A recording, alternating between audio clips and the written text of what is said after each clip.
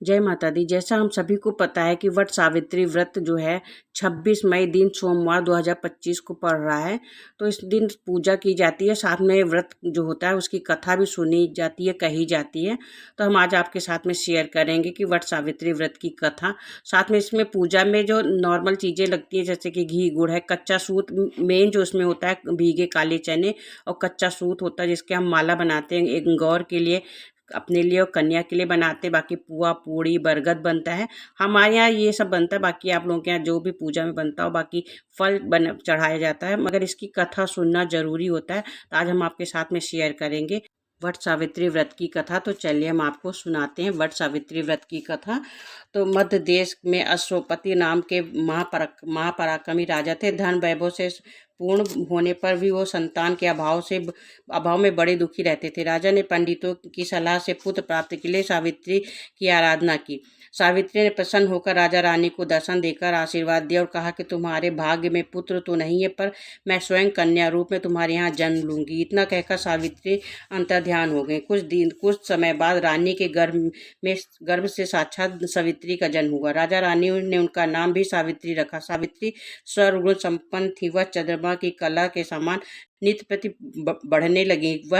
जब वह विवाह के योग्य हुई, तब माता पिता ने उनसे कहा कि अब तुम अपने लिए अपने योग्य मनचाहा वर खोज लो। राजा ने उसे एक बूढ़े मंत्री के साथ वर खोजने के लिए भेज दिया।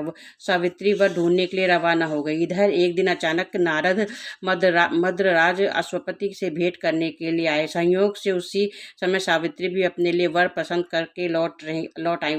उसने आदर पूर्वक नारद जी को प्रणाम किया। नारद जी ने उससे विवाह योग्य देखकर राजा अश्वपति से पूछा कि आपने इसके लिए वर खोजा या नहीं। राजा ने बताया कि मैंने स्वयं सावित्री को वर खोजने के लिए भेजा था, अभी वह लौट कर आई और अब यही बताया कि उसने अपने पति रूप में किसे पसंद किया। राजा की बात सुन नारद जी ने सावित्री से पूछा कि तुमने किस के साथ विवाह करने का निश्चय किया। सावित्री ने परम विनम्र होकर हाथ जोड़कर निवेदन किया कि महाराज, राजा प्रद्युम्नसेन का राज्य रुक्मी ने छीन लिया है और वे अंधे होकर रानी के साथ वन में रहते हैं। उनके एकमात्र पुत्र सत्यवान ही मैंने अपना पति बनाने का निश्चय किया। सावित्री के ऐसा कहने पर नारद जी ने अश्वपति से कहा कि आपकी कन्या ने वर खोजने में निसंदेह भारी परिश्रम किया है। वास्तव में ही सत्यवान गुण और धर्मात्मा है। वह रूपवान और समस्त शस्त्रों का ज्ञाता है। वह अपने माता पिता के समान सत्य बोलने वाला है, इसी कारण उसका नाम सत्यवान हुआ है। जिस प्रकार समुद्र रत्नों की राशि है, उसी भांति सत्यवान सभी सद्गुणों का भंडार है। वह सब प्रकार से सावित्री के योग्य है। वह सब बातों से सावित्री के साथ रहने की क्षमता रखता है। इतना कुछ होते हुए भी उसने एक दोष है जिसके सामने सब गुण फीके पड़ जाते हैं। वह है अल्पायु। विवाह के उपरांत 1 वर्ष की समाप्ति पर उसकी मृत्यु हो जाएगी। नारद जी के मुख से यह वचन सुन राजा अश्वपति का चेहरा उदास हो गया और उनके मधुर स्वप्न नष्ट हो गए। उस नारद के वचन कभी मिथ्या नहीं हो सकते थे। ऐसा विचार कर उन्होंने सावित्री को समझाया कि ऐसे छिठायु कम आयु वाले व्यक्ति के साथ विवाह करना कल्याणकारक नहीं है, इसलिए कोई अन्य वर पसंद कर लो। पिता की बात सुन सावित्री ने कहा कि अब मैं शारीरिक संबंध के लिए तो कभी मन में भी किसी अन्य पति को खोजने का विचार नहीं कर सकती। कोई भी संकल्प पहले मन में आता है, फिर वाणी से कहा जाता है, कहने के पश्चात उसे करना ही होता है, चाहे वह शुभ हो या अशुभ।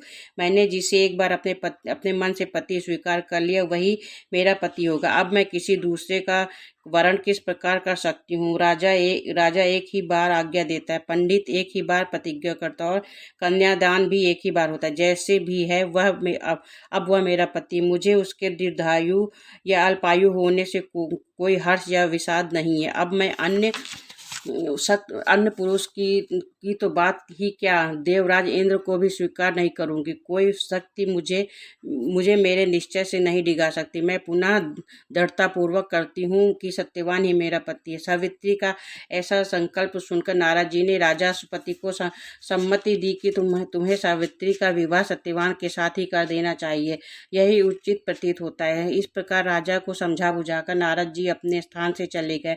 राजा अश्वपति ने भगवान भगवान के मंगलमय विधान में विश्वास करके विवाह की समस्त सामग्री इकट्ठा की और कन्या तथा बूढ़े मंत्री को साथ लेकर धूमत्सेन की तपोभूमि में पहुंच गए। वहां पर राजा धूमत्सेन अपनी रानी और राजकुमार सत्यवान के साथ रहते थे। अश्वपति ने उनके पास पहुंचकर अपना नाम बताते हुए उनके चरणों में प्रणाम किया। धूमत्सेन ने अश्वपति के आने के कारण पूछा तो उन्होंने बताया कि मेरी कन्या सावित्री ने आपके पुत्र सत्यवान के साथ विवाह करने का निश्चय किया। मैं भी इससे सहमत होकर विवाह की तमाम सामग्री लेकर आपकी सेवा में उपस्थित हुआ हूँ। राजा की बात सुनकर धूमत्सेन उदास हो गए और उन्होंने अब कहा कि आप में और मुझ में कैसी समता है। आप राज्यसीन उच्च राजा और मैं राज्य भ्रष्ट रंक।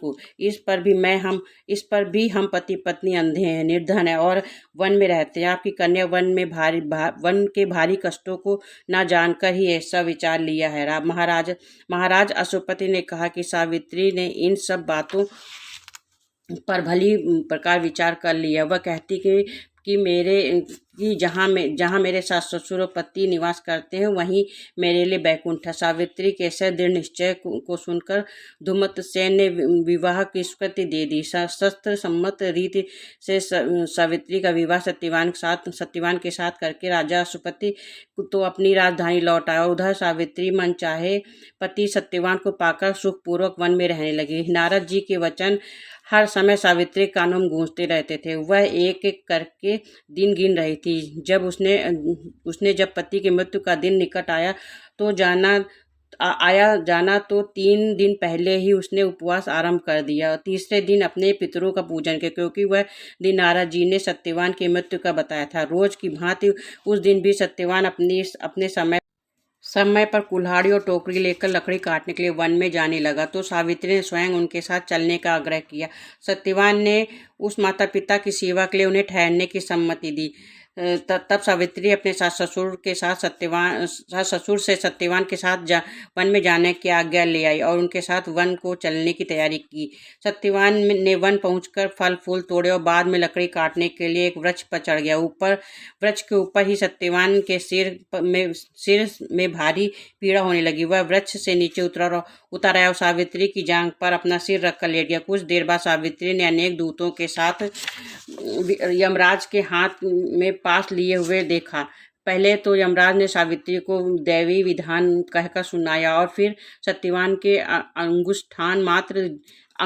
अंगुष्ठ मात्र जीव को लेकर दक्षिण दिशा की ओर चले गए। सावित्री भी यमराज के पीछे पीछे चलने लगी। जब बहुत दूर तक उसने यमराज का पीछा न छोड़ा तो उन्होंने उससे कहा कि हे पतिव्रते, जिस सीमा तक एक मनुष्य दूसरे मनुष्य का साथ दे सकता है वहां तक तुमने अपने पति का साथ दिया। अब तुम घर लौट जाओ। सावित्री ने कहा, धर्मराज में जहाँ मेरा पति जा रहा वहीं मुझे भी जाना चाहिए। यही सनातन धर्म है। पवित्र पतिव्रत के प्रभाव और उनकी कृपा से कोई भी मेरा गति नहीं रोक सकता है। सावित्री के ऐसे धर्मपूर्वक वचन सुनकर यमराज ने प्रसन्न होकर उसे एक वर मांगने के लिए कहा। सावित्री बोली कि मेरे सास ससुर वन में रहते हैं और अंधे हैं।